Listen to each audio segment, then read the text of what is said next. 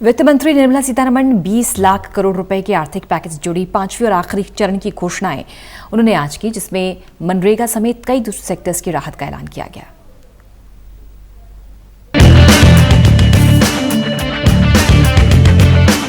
Corona से निपटने के लिए केंद्र सरकार लगातार राहत पैकेज का ऐलान कर रही है।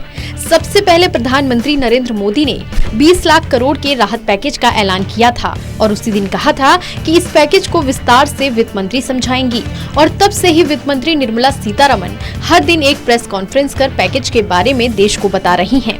इसी सिलसिले को आगे बढ़ाते हुए आज वित्त मंत्री ने राहत पैकेज की आखिरी किस्त पेश की। वित्त मंत्री निर्मला सीतारमण ने 20 लाख करोड़ रुपए के आर्थिक पैकेज से जुड़ी पांचवी और आखिरी चरण की घोषणाएं रविवार को की। इस दौरान वित्त मंत्री ने कहा कि प्रधानमंत्री नरेंद्र मोदी ने कहा था कि आपदा को अवसर में बदलने की जरूरत है। उसी के मुताबिक ये आर्थिक पैकेज तैयार किया गया है। उन्होंने कहा कि इस पैकेज में लैंड, लेबर, लॉ, लिक्विडिटी पर जोर दिया गया है। वित्त मंत्री ने कहा कि शहरों से गांवों की ओर जा रहे प्रवासी मजदूरों को रोजगार की कमी न हो, इसलिए मनरेगा का बजट 40,000 करोड़ रुपए बढ़ा दिया गया है। The building and construction workers received their financial support amounting to 3,950.35 crores, and their number, the building and construction workers number, is 2.20 crores. Imagine each one of these numbers and their implication in terms of size. And all of them received the money directly into their accounts purely because DBT was possible.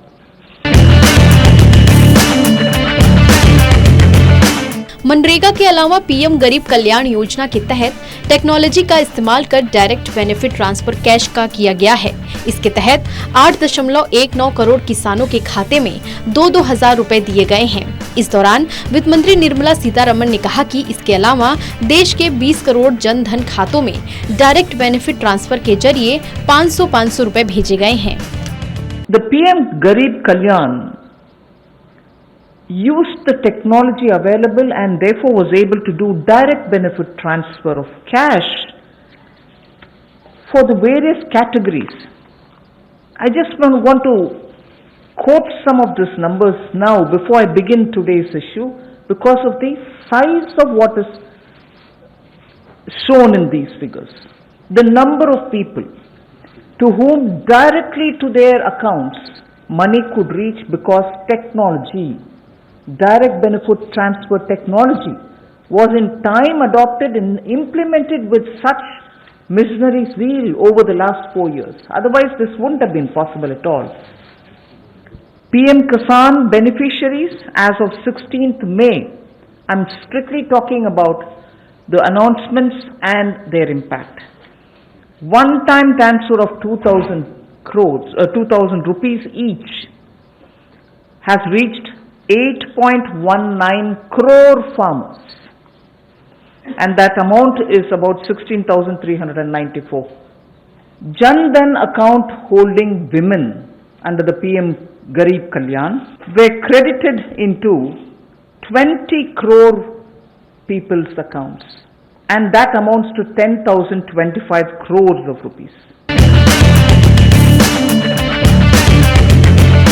तो वहीं उज्ज्वला योजना के तहत 6.81 करोड़ रसोई gas धारकों को मुफ्त cylinder दिया गया। इसके अलावा 2.20 करोड़ निर्माण मजदूरों को सीधे उनके खाते में पैसा दिया गया। इसके अलावा पब्लिक सेक्टर के लिए उन्होंने नई नीति की घोषणा की। साथ ही MSME को राहत देते हुए कहा कि कोरोना संकट काल में कंपनियों पर दिवालियापन के तहत कार्रवाई न हो, इसके लिए सीमा 1 लाख से 1 करोड़ की गई। कोरोना वायरस की वजह से कर्ज में आई कंपनी पर IBC के तहत कोई कार्रवाई नहीं होगी। वित्त मंत्री ने अपने भाषण के दौरान शिक्षा के क्षेत्र पर जोर देने की बात कही और अपनी सरकार की नई रणनीति को देश के सामने रखा, जिसमें उन्होंने कहा कि शिक्षा के क्षेत्र में ऑनलाइन एजुकेशन का इस्तेमाल किया गया है। अब 12 नए चैनलों के जरिए ऑनलाइन पढ़ाई करवाई जाएगी। लाइव इंटरएक्टिव चैनल जोड़े जा सकें, इसलिए भी काम किया जा रहा है। राज्यों से अनुरोध किया गया है कि वो 4 घंटे का कंटेंट दें, जिसे लाइव चैनलों पर दिखाया जा सके। बता दें कि वित्त मंत्री पिछले 4 दिनों से प्रेस कॉन्फ्रेंस कर 20 लाख करोड़ के राहत पैकेज को विस्तार से देश को समझा रही हैं। Special desk, total news.